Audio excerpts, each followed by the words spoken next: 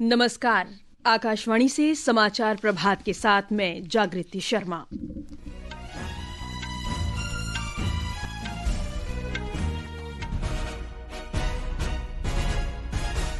प्रधानमंत्री नरेंद्र मोदी आज 11 बजे मन की बात कार्यक्रम की 129वीं कड़ी में अपने विचार साझा करेंगे। ग्रामीण विकास मंत्री शिवराज सिंह चौहान ने विकसित भारत जी राम जी योजना पर कांग्रेस के आरोपों का खंडन किया। कहा, सरकार ने कार्य दिवस 100 से बढ़ाकर 125 दिन किए। सर्वोच्च न्यायालय ने अरावली पहाड़ियों के मुद्दे पर स्वतः संज्ञान लिया।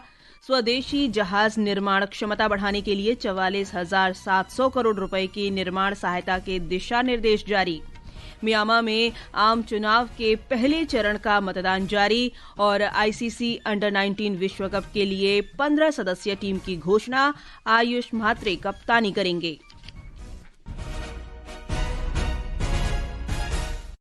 अब समाचार विस्तार से। प्रधानमंत्री नरेंद्र मोदी आज सुबह 11 बजे आकाशवाणी से मन की बात कार्यक्रम में अपने विचार साझा करेंगे। ये इस मासिक रेडियो कार्यक्रम की 129वीं कड़ी होगी। कार्यक्रम आकाशवाणी और दूरदर्शन के समूचे नेटवर्क, एआईआर न्यूज वेबसाइट और news on AIR mobile app पर प्रसारित होगा। कार्यक्रम का सीधा प्रसारण आकाशवाणी समाचार, दूरदर्शन समाचार और प्रधानमंत्री कार्यालय तथा सूचना और प्रसारण मंत्रालय के यूट्यूब चैनलों से किया जाएगा।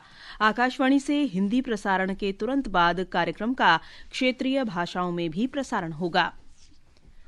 प्रधानमंत्री नरेंद्र मोदी आज नई दिल्ली में मुख्य सचिवों के 5वें राष्ट्रीय सम्मेलन की अध्यक्षता करेंगे। उन्होंने कल भी इस बैठक की अध्यक्षता की थी। सोशल मीडिया पोस्ट में श्री मोदी ने कहा कि सम्मेलन के दौरान उन्होंने शासन और सुधारों से संबंधित विभिन्न मुद्दों पर गहन चर्चा की है। हमारे संवाददाता ने बताया है कि शुक्रवार से शुरू हुए 3 दिन के सम्मेलन का उद्देश्य राष्ट्रीय विकास की प्राथमिकताओं पर निरंतर वार्ता से केंद्र राज्य भागीदारी को मजबूत करना है। प्रधानमंत्री के सहकारी संघवाद के दृष्टिकोण पर आधारित यह सम्मेलन केंद्र और राज्य को एक मंच पर लाकर भविष्य में विकास की गति तेज करने के लिए एकीकृत रोड मैप तैयार करेगा। सम्मेलन में विशेष रूप से 5 प्रमुख क्षेत्रों पर विस्तार से चर्चा की जा रही है, जिसमें प्रारंभिक शिक्षा, स्कूली और उच्च शिक्षा, कौशल विकास और खेल शामिल है। सम्मेलन के दौरान आत्मनिर्भर भारत और स्वदेशी जैसे विषयों पर 6 विशेष सत्र आयोजित किए जा रहे हैं। दीपेंद्र कुमार, आकाशवाणी समाचार, दिल्ली। राष्ट्रपति द्रौपदी मुर्मू आज कर्नाटक के कारवार में आईएनएस कदम्ब नौसेना अड्डे का दौरा करेंगी। वे गोवा से कारवार नौसेना अड्डे के लिए उड़ान भरेंगी। राष्ट्रपति कारवार बंदरगाह से पनडुब्बी में यात्रा करेंगी। राष्ट्रपति की यात्रा को देखते हुए कारवार से मजाली तक मछली पकड़ने पर प्रतिबंध लगा दिया गया है। राष्ट्रपति द्रौपदी मुर्मू भारतीय वायुसेना के 2 लड़ाकू विमानों में उड़ान भरने वाली देश की पहली राष्ट्रपति हैं। गृहमंत्री अमित शाह आज अहमदाबाद में भारतीय चिकित्सा संघ द्वारा आयोजित आईएमए नेटकॉन में भाग लेंगे। वे अहमदाबाद नगर निगम द्वारा निर्मित ड्रेनेज पाइपलाइन और एसजी हाईवे पायलट प्रोजेक्ट के पहले चरण का उद्घाटन करेंगे। गृहमंत्री शाम को मणिपुर में प्रधानमंत्री के जीवन पर आधारित सांस्कृतिक कार्यक्रम नमोत्सव में भी हिस्सा लेंगे। ग्रामीण विकास मंत्री शिवराज सिंह चौहान ने कहा है कि कांग्रेस ने राष्ट्रीय ग्रामीण रोजगार गारंटी अधिनियम में महात्मा गांधी का नाम केवल चुनावी लाभ के लिए शामिल किया था। भोपाल में कल संवाददाता सम्मेलन में श्री चौहान ने कहा कि कांग्रेस सरकार के दौरान मनरेगा भ्रष्टाचार का पर्याय बन गया था। श्री चौहान ने कहा कि मनरेगा के अंतर्गत संयुक्त प्रगतिशील गठबंधन यूपीए सरकार ने केवल 2,13,000 करोड़ रुपए खर्च किए थे, जबकि नरेंद्र मोदी सरकार ने 8,53,000 करोड़ रुपए से अधिक खर्च किए हैं। विकसित भारत के लिए विकसित गांव, जिसमें विकास के सारे काम ग्राम पंचायत तय करेगी, ऊपर से नहीं। पहले तो ऊपर से थोप दिए जाते थे काम, अब ग्राम पंचायत तय करेगी, ग्राम सभा तय करेगी। और इसके लिए जो प्रस्तावित बजट है वो 1,51,282 करोड़ पहले साल ली, ताकि मजदूर को काम भी भरपूर मिले और गांव का विकास भी ऐसा हो कि गरीबी मुक्त गांव, रोजगार युक्त गांव, विकसित गांव बन जाए। और मजदूरी ना मिले तो बेरोजगारी भत्ता का पुख्ता प्रावधान, उसको और बेहतर बनाने का काम किया गया है। ग्रामीण विकास मंत्री ने कहा कि मोदी सरकार ने कार्य दिवसों की संख्या बढ़ाकर 100 से 125 दिन कर दी है। सरकार ने 44,700 करोड़ रुपए की 2 प्रमुख जहाज निर्माण परियोजनाओं के लिए परिचालन दिशा निर्देश जारी किए हैं। इसका उद्देश्य भारत की घरेलू पोत निर्माण क्षमता को बढ़ाना और वैश्विक प्रतिस्पर्धा में देश को बेहतर बनाना है। ये परियोजनाएं हैं जहाज निर्माण वित्तीय सहायता योजना और जहाज निर्माण विकास योजना। पत्तन, पोत, परिवहन और जलमार्ग मंत्री सर्बानंद सोनोवाल ने कहा कि ये दिशा निर्देश एक स्थिर और पारदर्शी ढांचा तैयार करेंगे। श्री सोनोवाल ने कहा कि दोनों योजनाएं 31 मार्च 2036 तक लागू रहेंगी। 24,736 करोड़ रुपए के कुल कोष वाली जहाज निर्माण वित्तीय सहायता योजना के अंतर्गत सरकार श्रेणी के आधार पर प्रति पोत 15% से 25% तक की वित्तीय सहायता प्रदान करेगी। 19,989 करोड़ रुपए के बजट वाली जहाज निर्माण विकास योजना दीर्घकालिक क्षमता और कौशल निर्माण पर केंद्रित है। योजना में भारतीय समुद्री विश्वविद्यालय के तहत भारतीय जहाज प्रौद्योगिकी केंद्र की स्थापना का प्रावधान है। आकाशवाणी समाचार के लिए समाचार कक्ष से करिश्मा राय। ये समाचार आकाशवाणी से प्रसारित किए जा रहे हैं। ताज़ा समाचार जानने के लिए आप हमारे social media handle X @AIR News Hindi को फॉलो कर सकते हैं। समाचार प्रभात में आपका फिर स्वागत है। सर्वोच्च न्यायालय ने अरावली पहाड़ियों की परिभाषा में हाल ही में हुए बदलाव से उत्पन्न चिंताओं का स्वतः संज्ञान लिया है। मुख्य न्यायाधीश सूर्यकांत, न्यायमूर्ति JK माहेश्वरी और न्यायमूर्ति AG मसीह की अवकाशकालीन पीठ कल इस मामले पर विमर्श करेगी। सर्वोच्च न्यायालय का ये हस्तक्षेप अरावली पहाड़ियों की पुनर्परिभाषा को लेकर हुए जन विरोध के बाद आया है।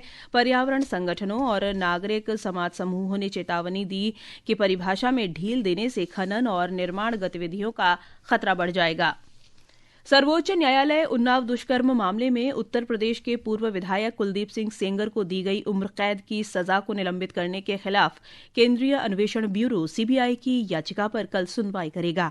सेंगर को निचली अदालत ने इस आधार पर सजा सुनाई थी कि वे लोक सेवक की परिभाषा के अंतर्गत आते हैं, जबकि उच्च न्यायालय ने इस सप्ताह की शुरुआत में जमानत देते हुए कहा कि सेंगर के मामले में ये नियम लागू नहीं होता।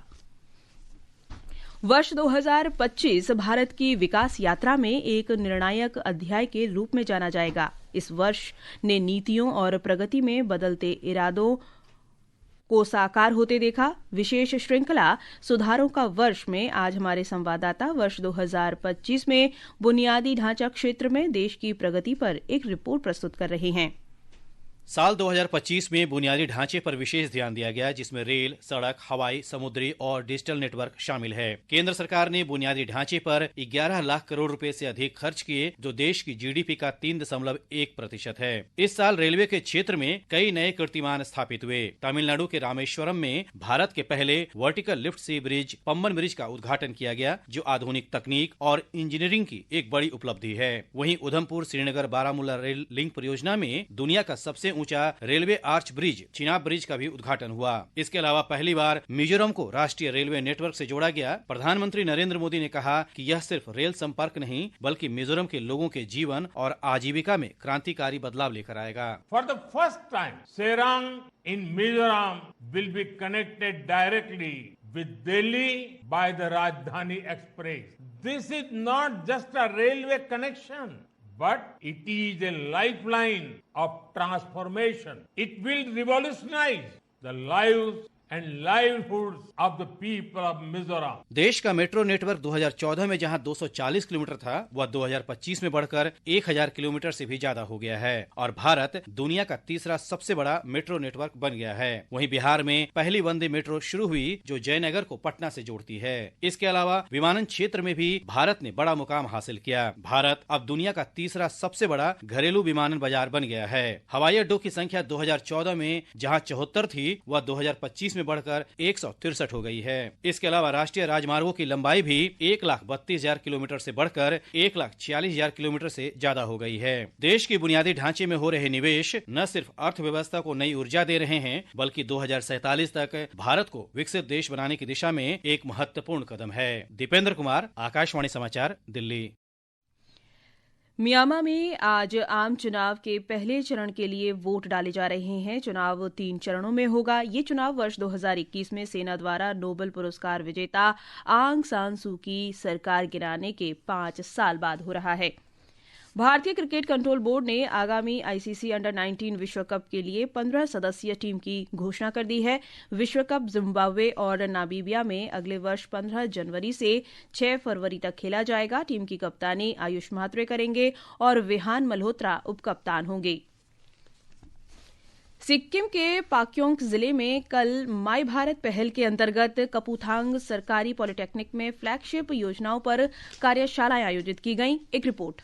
माई भारत पाक्योंग जिला द्वारा आज कपुथांग सरकारी पॉलिटेक्निक में फ्लैगशिप योजनाओं पर कार्यशालाएं पहल के अंतर्गत एक जागरूकता एवं क्षमता निर्माण कार्यक्रम का आयोजन किया गया। मंगल झाकड़, उपनिदेशक युवा मामले एवं खेल मंत्रालय माई भारत गांगटॉक ने युवा उन्मुख सरकारी कार्यक्रमों का अवलोकन प्रस्तुत किया तथा समुदाय आधारित क्रियान्वयन एवं जनसंपर्क में युवाओं की भूमिका पर चर्चा की। कार्यशाला में आयुष्मान भारत, PMJY, PM मुद्रा योजना, डिजिटल इंडिया पहल, स्किल इंडिया मिशन, PMKVY, स्वच्छ भारत मिशन, जल जीवन मिशन, PM विश्वकर्मा योजना, स्टैंड अप इंडिया योजना तथा PM उज्ज्वला योजना सहित विभिन्न केंद्रीय सरकारी योजनाओं के शामिल किया गया। मानस प्रतिम शर्मा के साथ मैं मोइनाक चैटर्जी, आकाशवाणी समाचार, गांगटॉक।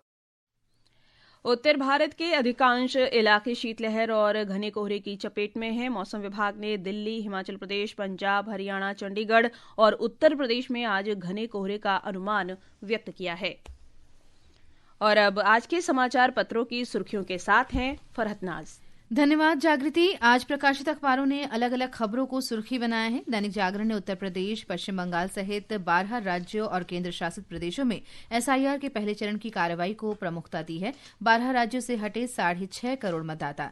हिन्दुस्तान ने सांसों पर संकट शीर्षक से दिल्ली के प्रदूषण को प्रमुखता दी है। राजधानी की हवा 3 गुना जहरीली, 19 इलाकों में AQI 400 के पार। वीर अर्जुन ने चेतावनी दी है कि कोरोना के बाद वायु प्रदूषण बना भारत के लिए सबसे बड़ा स्वास्थ्य संकट।